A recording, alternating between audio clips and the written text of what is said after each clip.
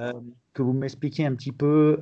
Il y a deux éléments, j'imagine, dans ce que vous êtes en train de faire. Il y a une action contre la NSM et puis il y a après une plainte contre une plainte au pénal. Si vous pouviez m'expliquer un petit peu les deux éléments. Ah, en fait, si vous voulez, tout ça, ça s'inscrit dans un contexte que vous connaissez, peut-être même mieux que moi d'ailleurs, qui est ce débat sur la chloroquine. Ce débat sur la chloroquine, il a pris, je crois, une ampleur telle que nous sommes face à une difficulté. Je ne crois pas dans l'histoire contemporaine du médicament, et peut-être même dans l'histoire du médicament, qu'on ait eu un tel problème avec une molécule finalement, somme toute, extrêmement ancienne, sur laquelle il ne devrait pas y avoir de difficulté. La seule difficulté qu'il aurait pu y avoir, et qu'il aurait peut-être effectivement dû y avoir, pourquoi pas, c'est celle de son efficacité, sur laquelle je vais revenir un instant. Le problème, c'est que on a réussi cet exploit de passer du débat de l'efficacité au débat de la toxicité. Et pourquoi je dis que c'est un exploit? Parce que finalement, c'est là où le bas blesse. Si on avait engagé le débat sur le terrain de l'efficacité, de manière raisonnée et rationnelle, on aurait pu dire c'est un avis d'expert contre un autre avis d'expert ou avis d'une communauté contre une autre, et on en reste là, et le débat reste au niveau scientifique. Sauf qu'on a vu ce débat se déporter du niveau scientifique à un autre niveau.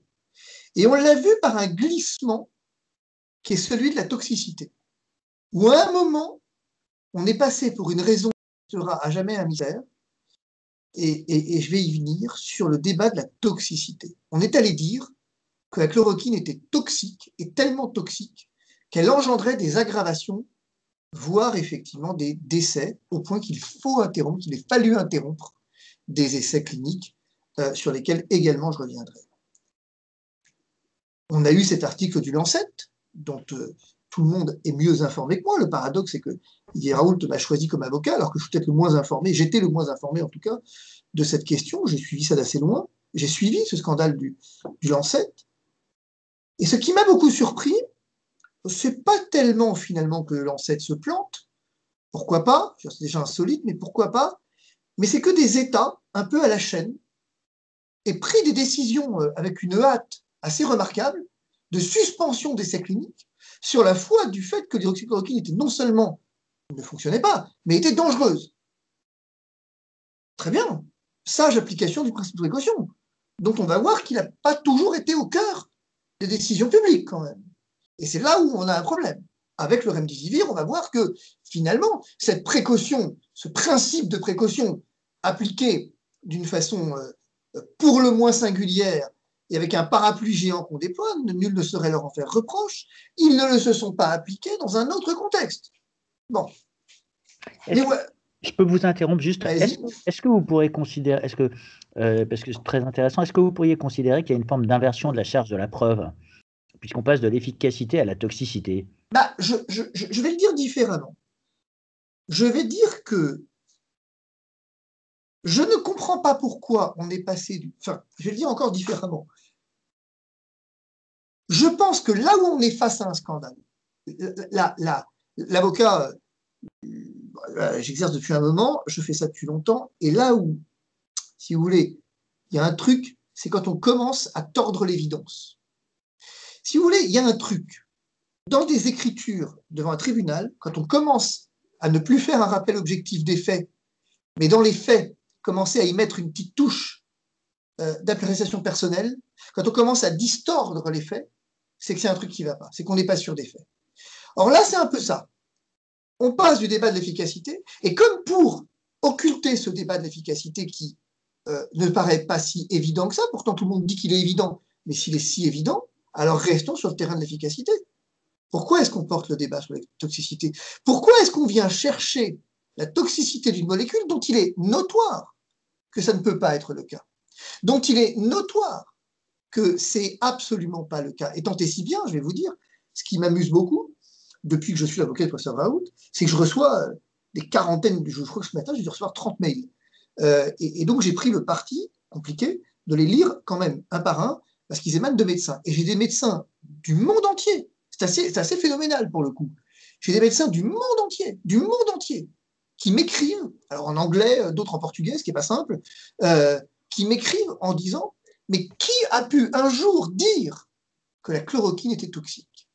Qui un jour a pu dire que la chloroquine était toxique ? C'est le plus gros mensonge qu'on ait jamais finalement dit, qu'on n'ait jamais proclamé, tant et si bien que certains médecins africains, par exemple, je pense là à quelques médecins du Mali ou du Sénégal qui m'ont écrit en disant « Mais qui a pu vous mettre dans la tête, j'aime bien cette expression, qui a pu vous mettre dans la tête que la chloroquine était toxique ?» Et ça, je crois que c'est le nœud du problème. Et pourquoi je vous dis que c'est le nœud du problème? Pas l'inversion de la charge de la preuve. Mais vous voyez bien ce qui se passe, et c'est ça qui me pose un problème. C'est que dans le RTU, parce que moi, je ne suis pas là pour faire un débat scientifique. Didier Raoult a demandé une RTU, donc RTU qui est cadrée par les textes, et donc la NSM répond en disant « Ah ben non, je ne peux pas vous la donner, la RTU. Parce que non seulement ça ne marche pas, bon, mais surtout, c'est toxique, c'est dangereux. Le risque est supérieur au bénéfice. » Mais quel risque? Comment la même instance qui a validé il y a 2 mois une ATU, non pas une RTU, mais une ATU du remdesivir, peut venir m'expliquer aujourd'hui qu'elle refuse une recommandation d'utilisation pour la chloroquine qui serait toxique? C'est ça qui met la puce à l'oreille. C'est ça le nœud du problème. Qu'est-ce qui fait passer le débat du terrain scientifique au terrain juridique? C'est ça qui le fait passer. C'est que la même agence est capable finalement de venir m'expliquer qu'une molécule en vente libre jusqu'à une époque récente est dangereuse contre l'avis ultra majoritaire, sinon même unanime, de la communauté scientifique, de l'autre, vient promouvoir une molécule qui, pareil, aujourd'hui, avec un consensus scientifique, le consensus scientifique vient dire que cette molécule est dangereuse, non seulement inutile, mais dangereuse, réellement dangereuse cette fois. C'est plus seulement une dangerosité alléguée, c'est une dangerosité prouvée. Et donc, à un moment, on est obligé de se poser la question, est-ce que cette différence de traitement n'est pas le cœur du problème? Et donc, si la toxicité n'est pas avérée, et si finalement on est capable de distordre le réel au point de promouvoir une molécule contre l'évidence, ne peut-on de la même façon distordre le réel pour freiner une molécule? Et du coup, on pourrait se demander pourquoi. Pourquoi freiner une molécule pour en promouvoir une? Mais peut-être que la réponse est dans la question.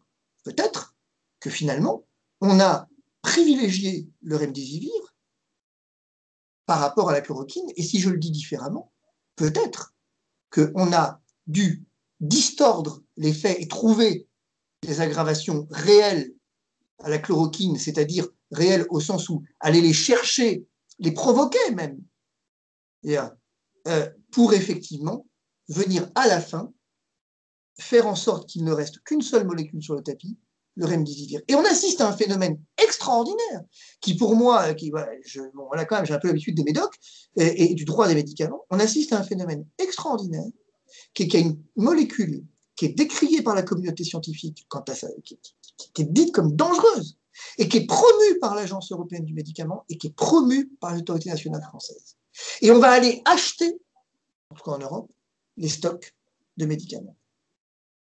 Donc il y a un traitement, vous dites qu'il y a une forme de traitement différencié entre l'évaluation de divers traitements par les NSM. Alors, ce que dit Didier Raoult, j'ai eu deux très longues, on en reparlait ce matin d'ailleurs avec lui, il explique quelque chose que je crois intéressant finalement.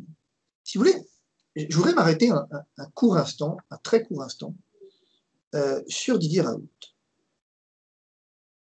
Pourquoi je voudrais m'y arrêter? Parce que moi, je ne le connaissais pas.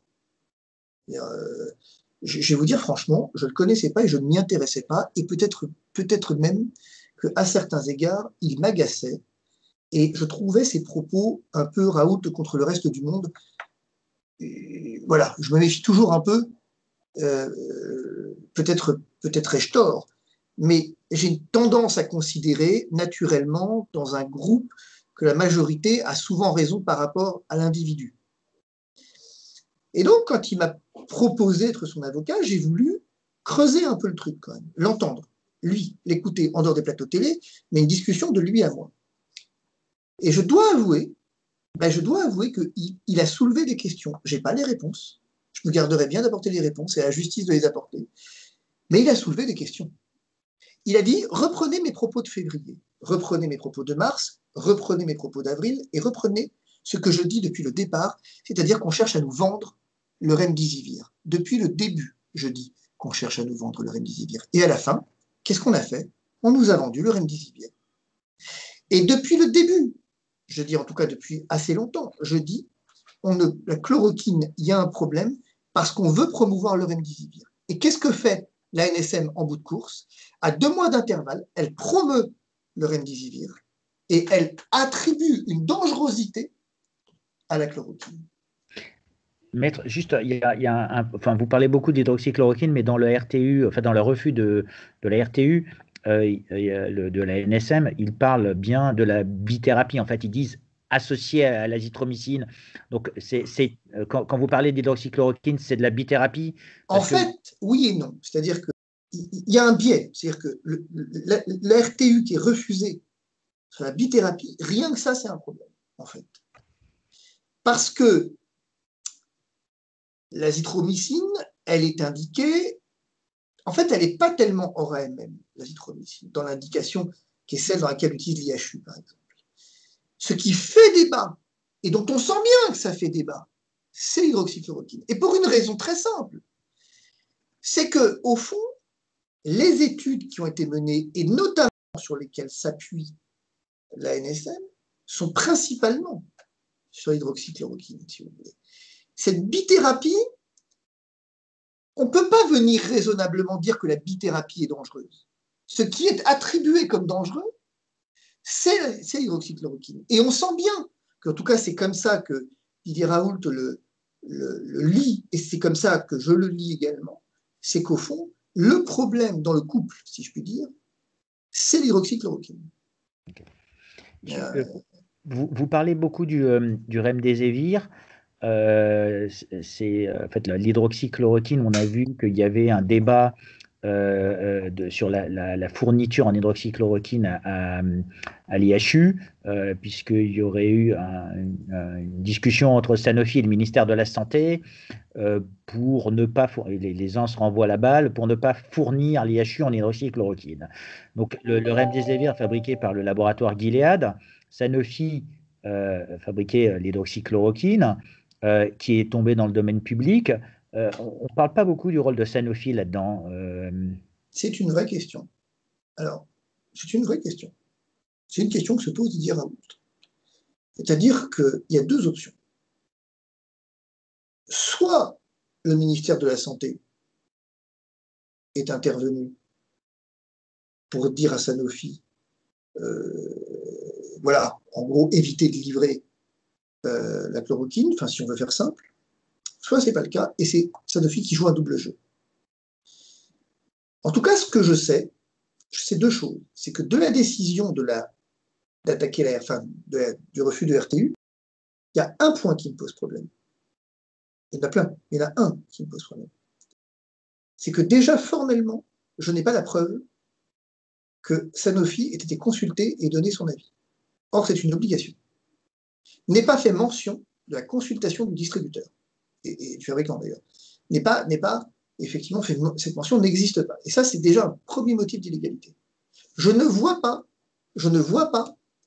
comment il serait possible de mettre cette décision alors qu'il est textuellement ordonné que le fabricant, le laboratoire, soit consulté.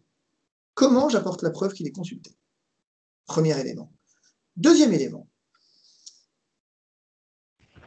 Je ne crois pas, si vous voulez, que le ministère se soit mêlé de cette histoire. Franchement, j'y crois pas. Parce que sinon, ce serait vachement grave, mais je n'y crois pas. Et tant et si bien que ce qui pend au nez de Sanofi, s'il joue un peu trop au con, pour faire simple, c'est un refus de vente. Sanofi n'a pas à refuser la vente de la chloroquine. À partir du moment où je suis une pharmacie à usage intérieur, je commande ce que je veux et le rôle du laboratoire, du fabricant, c'est de me donner cette molécule sans qu'il ait à se poser la question, c'est la première fois que je vois ça, de l'indication dans laquelle elle est prescrite. C'est pas son problème. C'est pas son problème.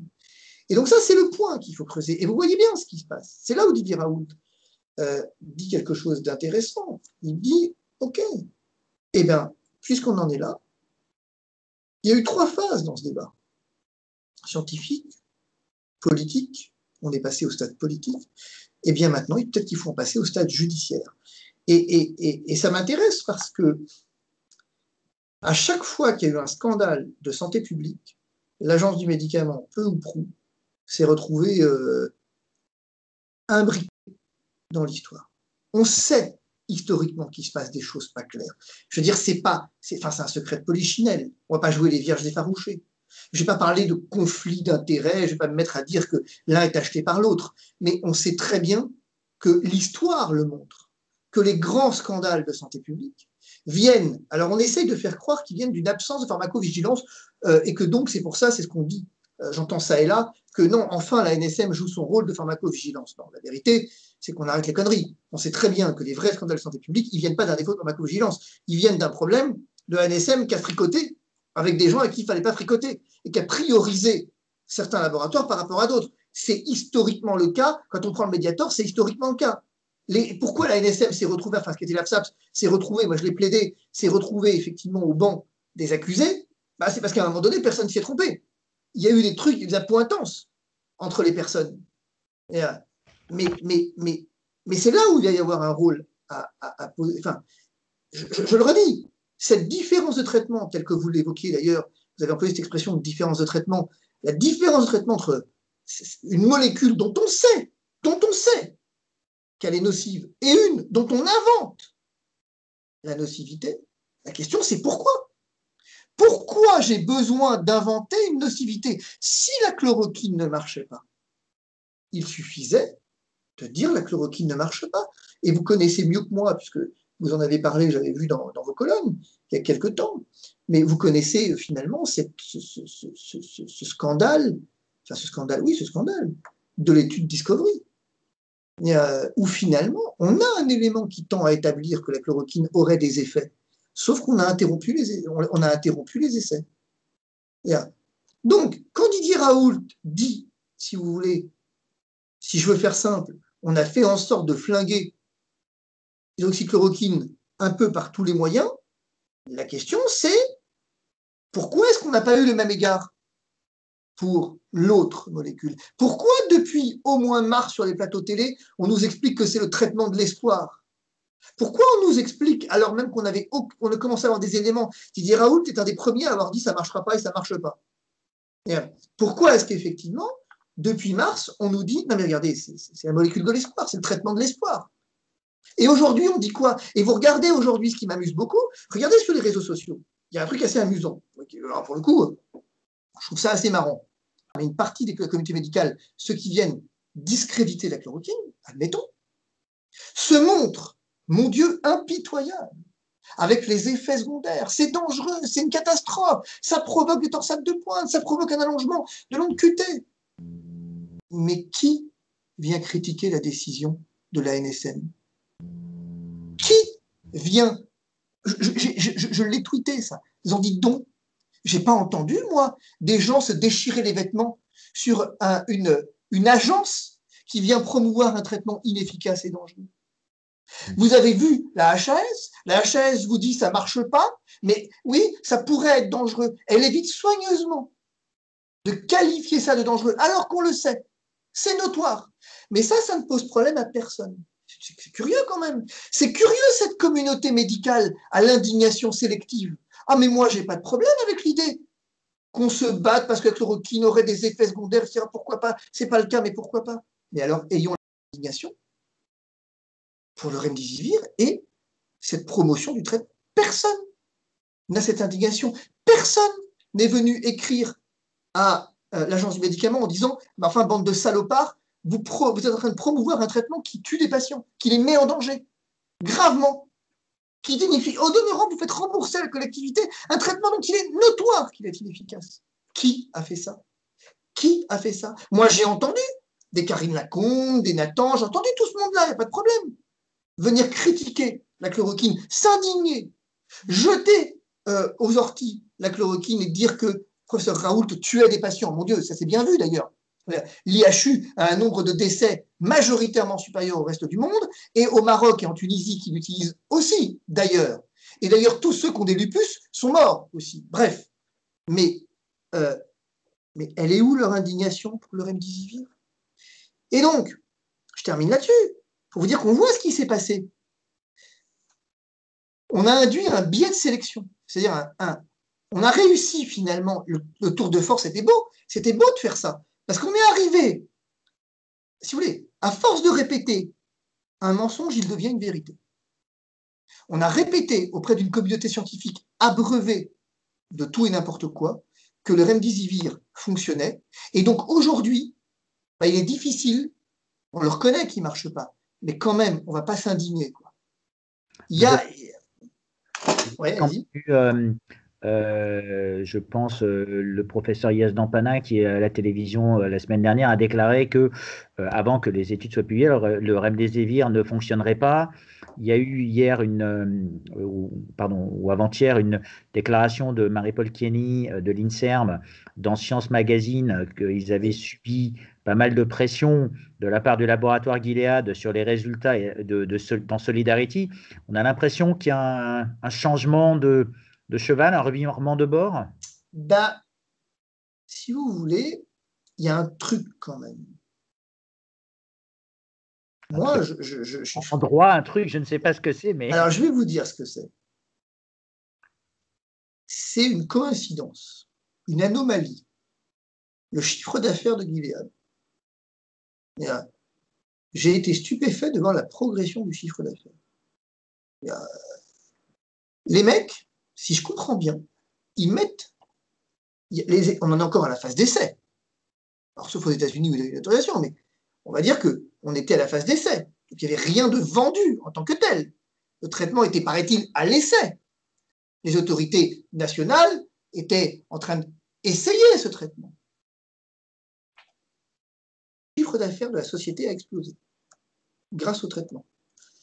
Comment je fais pour avoir une augmentation aussi notable d'un chiffre d'affaires d'une société dont le traitement ne marche pas et est dangereux? C'est peut-être par là qu'il faut commencer. Commencer par la fin. Commencer par expliquer cette anomalie. Si je vends un produit foireux qui est en phase de test, d'abord pourquoi, alors qu'il est en phase de test, j'ai une augmentation aussi importante du chiffre d'affaires? Et si mon produit est foireux et que tout le monde le sait, je vous garantis qu'effectivement, mon chiffre d'affaires ne devrait pas augmenter. Donc pourquoi il va augmenter? C'est ça. Concurrence déloyale? C'est la question à laquelle la justice devra répondre. En tout cas, elle devra se poser la question de savoir, est-ce qu'il est... Moi, je vais commencer par là. Je vais commencer le début, le milieu et la fin. Si vous voulez, quelque part, ça va être ça. Ça va être de dire, je vais reprendre un peu ça. Gilead, c'est lui. Le remdesivir, c'est ça. Ça ne marche pas. Voilà le chiffre d'affaires de Gilead. Ça vous semble normal? Et si vous voulez, je ne connais pas, je ne suis pas un scientifique, je ne connais pas, je l'ai toujours dit, ce n'est pas à moi qu'il appartient de se prononcer sur une question aussi complexe que un traitement, le fonctionnement d'un traitement ou pas, mais par contre, je connais les juges. Et je sais ce qui les intéresse. Et je vous garantis qu'ils sont loin d'être cons. Et qu'on l'a vu dans l'affaire des perquisitions, ils sont loin d'être cons. Et qu'à un moment donné, quand il y a un truc qui cloche, soyez certains que l'ANSM, si vous voulez, est connue comme le loup blanc au pôle de santé publique, et donc ça ne les étonnera pas plus que ça si on a un nouveau scandale. C'est ça l'idée. Juste pour les auditeurs, vous pouvez expliquer un petit peu ce qui va se passer en termes d'étapes au niveau du recours, juste pour nous expliquer un petit peu. Il y a les deux recours. Il y a le Conseil d'État qu'on saisit. Là, j'attends la validation de la requête. Il a validé la requête en annulation. J'attends la validation par Didier Raoult de la requête en référé suspension qui lui a été envoyée. Et donc, ce sera déposé lundi matin. Une a été déposée aujourd'hui, mais la deuxième sera déposée lundi matin. Parce qu'on va demander l'annulation de la décision du RTU. Mais vous savez que ce n'est pas suspensif.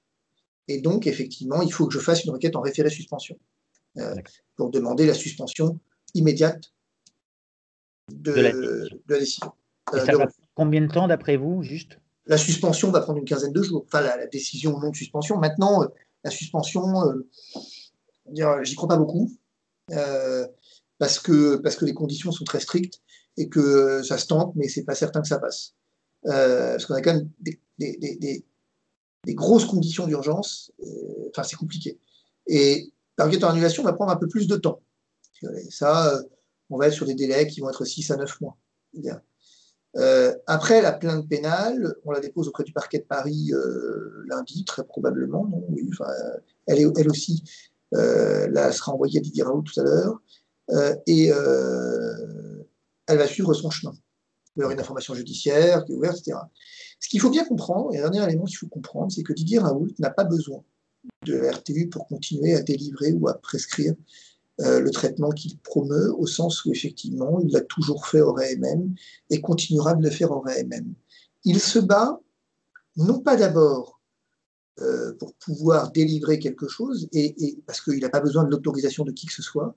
Il est médecin, professeur reconnu, et il sait ce qu'il fait. Et s'il a envie de faire quelque chose, je vais vous dire un truc, c'est que personne ne pourra l'empêcher de faire ce qu'il veut. Mais, à un moment, il considère qu'on est allé trop loin dans cette affaire et qu'il faut que la vérité éclate. Je suis content d'ailleurs de l'entendre. On s'est entendu sur ce point. Ce qui l'anime profondément, c'est que la vérité soit faite. Parce que, dit-il, on assiste au plus grand scandale sanitaire de tous les temps et il ne faudrait pas qu'on en prenne l'habitude. Et que donc le seul moyen pour pas qu'on en prenne l'habitude, c'est que ces gens se disent qu'ils auront des comptes à rendre auprès de la justice pénale. C'est-à-dire, c'est ça l'idée. Et donc, c'est ce qu'on est en train de mettre en place, c'est finalement à ce qu'une enquête pénale ait enfin lieu et que des perquisitions aient lieu et qu'on aille chercher un peu dans les tiroirs de la NSM qui savait quoi quand à propos du remdesivir. Juste pour revenir, donc vous dites que Didier Raoult peut prescrire, mais encore faut-il qu'il ait accès aux médicaments. Que Sanofi ne peut pas empêcher la livraison, hormis si jamais ils en ont plus. Donc si jamais, en admettant que Sanofi n'ait plus de stock, il peut aller se fournir à l'étranger? En théorie, je vais vous répondre oui. D'accord. Mais, Quid, mais donc vous ça, avez dit aussi que Didier Raoult pouvait donc prescrire, bien sûr s'il a le produit, mais quid des autres médecins? En fait, parce que le refus de la RTU, de la NSM, comment est-ce que ça impacte les autres médecins qui aimeraient soigner leurs patients, qui aujourd'hui ont des doutes, qui aujourd'hui ont des questions, et on sait qu'on est dans une deuxième phase de l'épidémie. Euh, alors, certains disent que c'est une deuxième vague, d'autres disent que c'est une nouvelle vague. On n'est pas là pour débattre de ça. À la fin, il y a des patients, et je pense qu'un médecin veut soigner ses patients, et le médecin veut avoir toutes les armes nécessaires pour soigner. Donc, si on doit attendre 9 mois pour avoir une réponse, qu'est-ce que peuvent faire les médecins dans l'intérim? en fait, dans tout état de cause, ce qu'ils font, ce qu'ils peuvent faire, c'est ce que fait Didier Raoult finalement. C'est une prescription en RAMM. La prescription en VMM a toujours été possible. Simplement, ce qui avait bloqué au mois de mai, c'était la délivrance en ville du produit. Cette curiosité très française, selon laquelle, effectivement, on avait le droit de prescrire un truc, mais qui ne pouvait pas être délivré. Ça, voilà. On a inventé un nouveau concept. Aujourd'hui, cette interdiction de délivrance, elle a sauté. Donc, après, le médecin, évidemment, se retrouve soumis aux limites de la prescription en VMM, si vous voulez. C'est-à-dire qu'il y a des conditions. Et d'ailleurs, je vais vous dire, alors c'est pas tout à fait vrai ce que je dis, parce qu'il y a un tempérament, mais quelque part, le remdesivir, la promotion du remdesivir, elle pourrait presque être considérée comme empêchant, hors AMM, la prescription de chloroquine. Pour la raison suivante, c'est que certes, enfin, je vais vous expliquer pourquoi, il y a une limite, mais parce que en fait, pour prescrire hors AMM, il faut qu'il n'y ait pas d'équivalence. C'est-à-dire qu'il ne faut pas qu'il y ait un traitement équivalent. À partir du moment où j'ai un traitement dans le cadre du Covid qui a une équivalence, ben on pourrait dire, vous ne pouvez plus prescrire ORMM. Les conditions sont plus bonnes. Vous avez un traitement avec une ATU. La limite qu'on pourrait y trouver, c'est que le remdesivir est prescrit dans les formes graves. Didier Raoult parle de la chloroquine dans les formes légères. Mais c'est une différence qui tient un cheveu.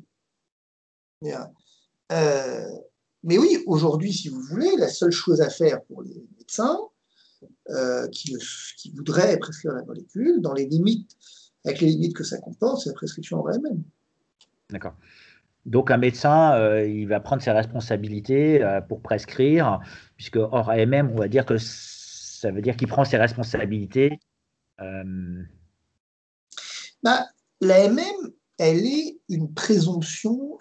L'AMM, c'est deux choses, si vous voulez. L'autorisation de mise sur le marché, elle induit deux choses. Elle induit un remboursement, mais pas uniquement, pas forcément d'ailleurs, mais généralement c'est le cas. Et elle induit surtout une présomption de conformité aux données acquises de la science, et donc un renversement de charge de la preuve. Si je prescris la chloroquine dans le cadre du lupus, je n'ai pas à prouver que j'ai eu raison de prescrire la chloroquine dans le cadre du lupus. J'ai à répondre aux accidents qui pourraient survenir.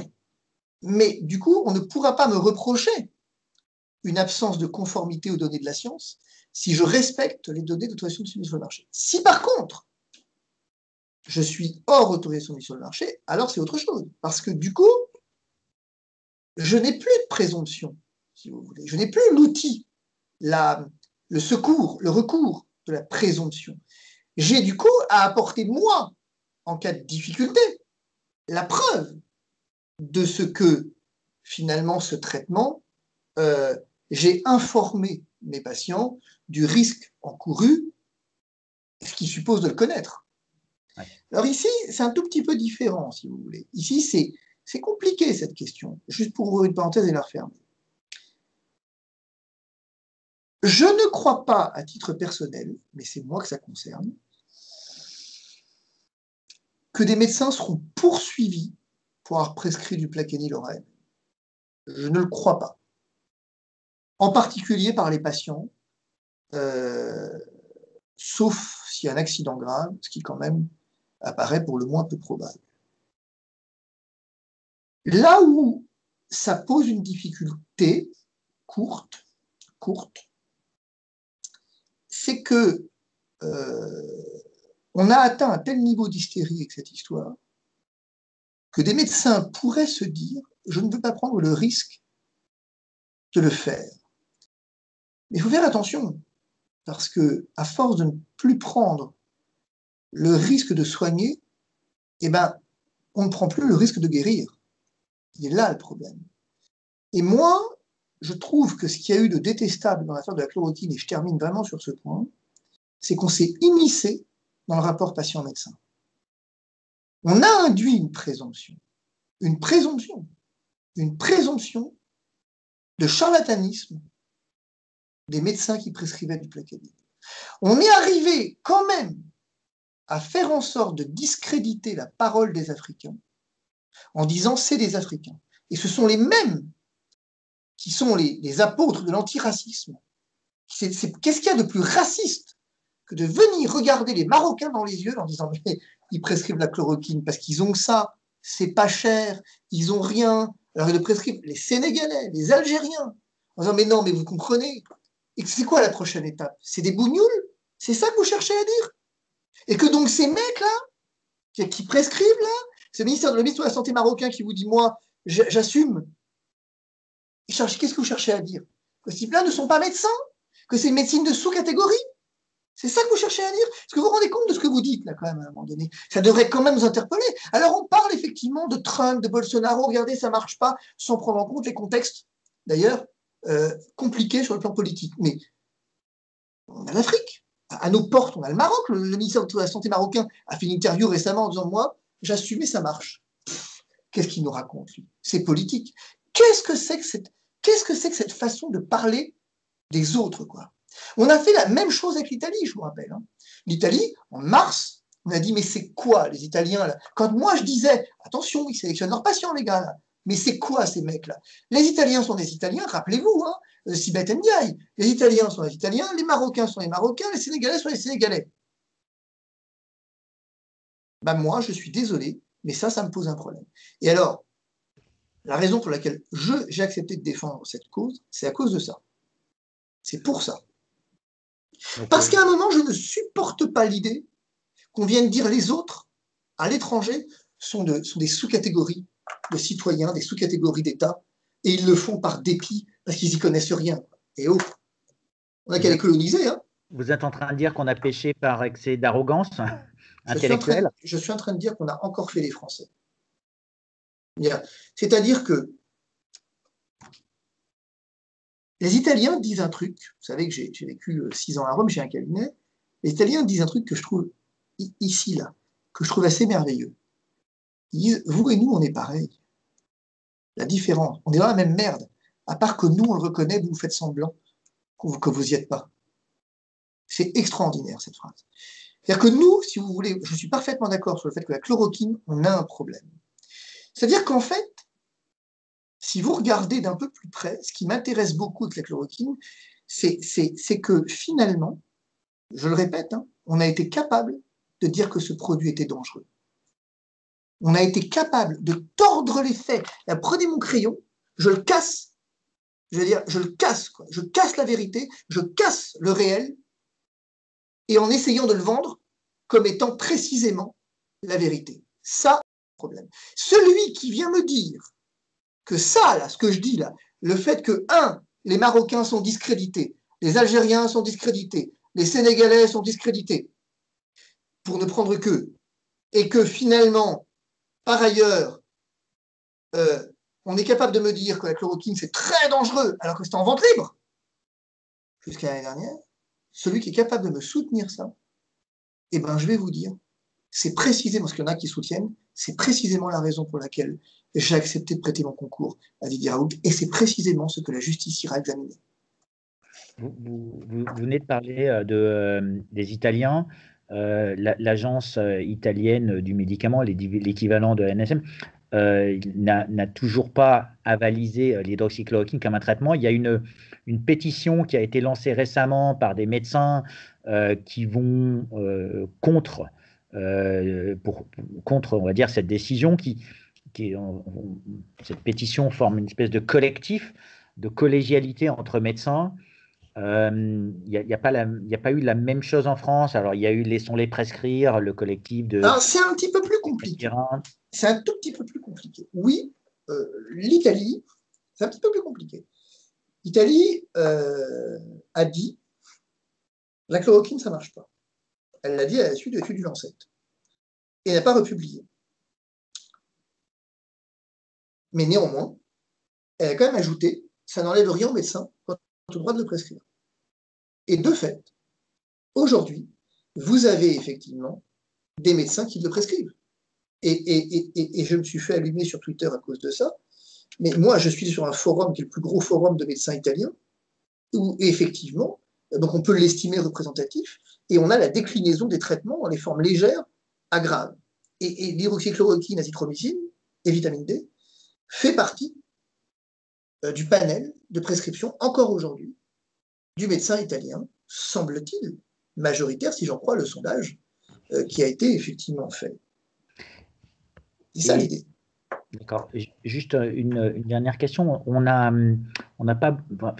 parlé à un moment ou à un autre de la non-délivrance. On n'a pas parlé du rôle du Conseil de l'Ordre des médecins qui a suivi, on va dire, les recommandations et qui a fait peut-être peur à certains médecins, à juste titre ou non juste titre. Vous avez une position là-dessus ?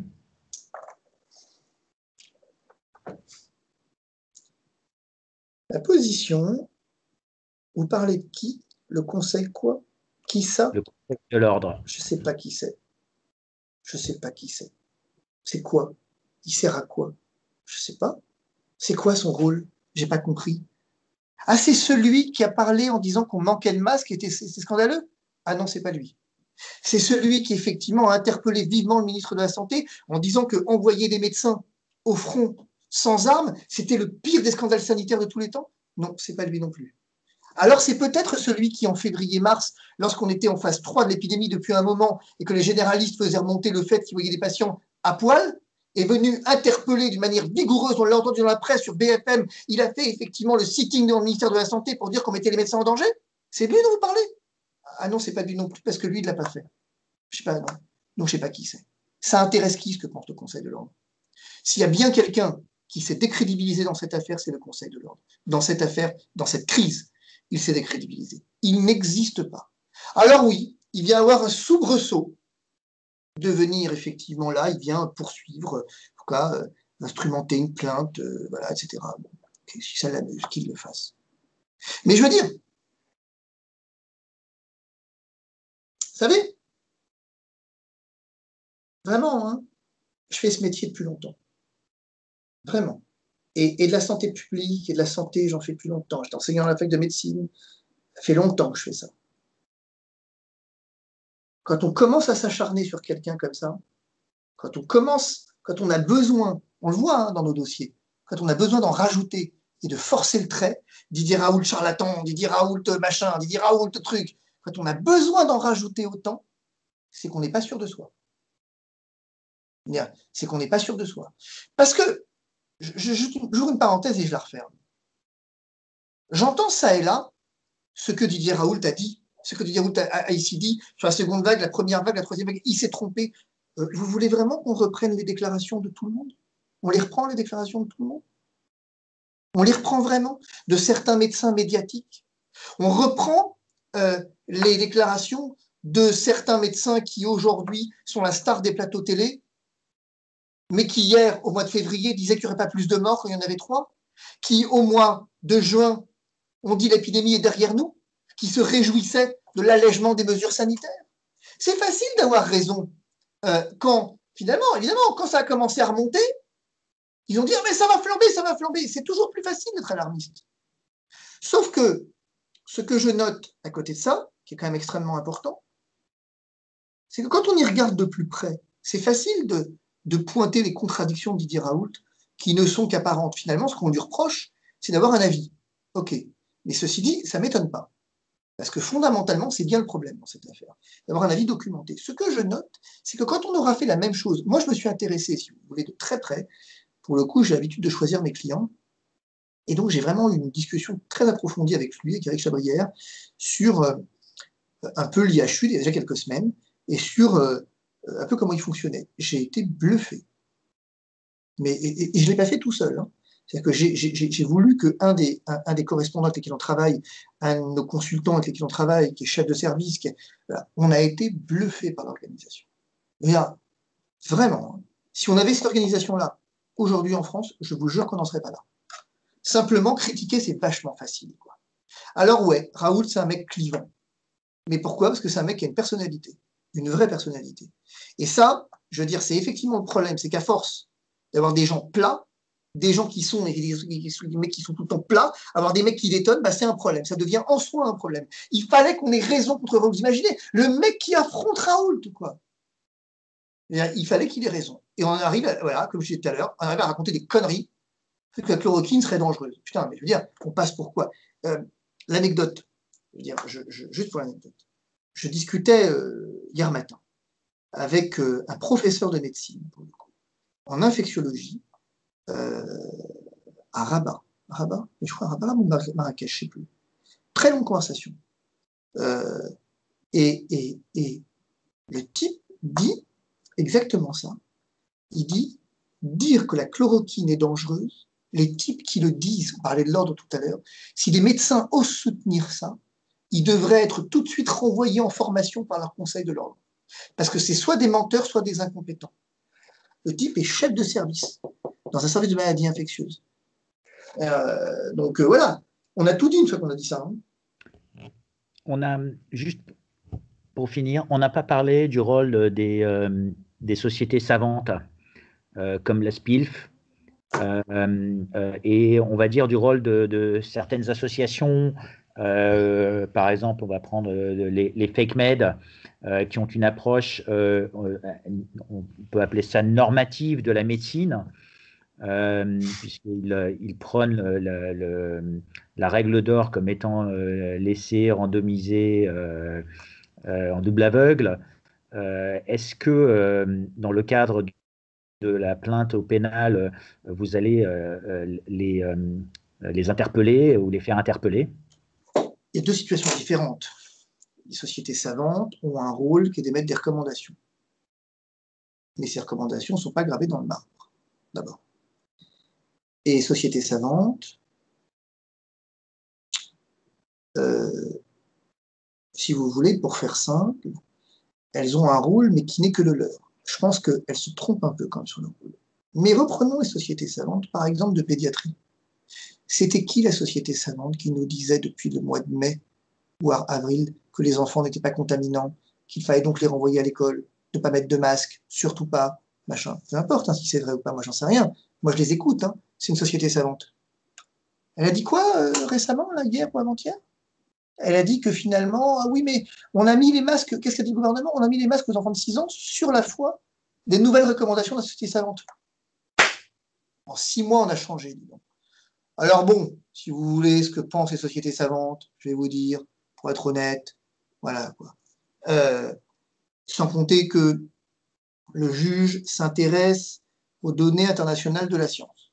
Donc, bon. Les sociétés savantes doivent d'abord apprendre à parler anglais, pour certaines d'entre elles. Quand on voit le niveau de traduction de certaines revues, on est assez étonné quand même. Hein. Je veux dire, peu importe, mais je pense à une ou deux sociétés, quand on voit le niveau de traduction des revues anglaises, des articles anglais, surpris. Hein. Enfin, les fake med. Les fake med, ils ont une part, si vous voulez, comme en toute chose, l'excès n'est jamais bon. Les fake med, ils posent des questions intéressantes. Mais ils apportent des réponses qui me semblent décalées, si vous voulez. Ils posent des questions intéressantes. Ils ont raison de dire que tout ne se vaut pas en médecine.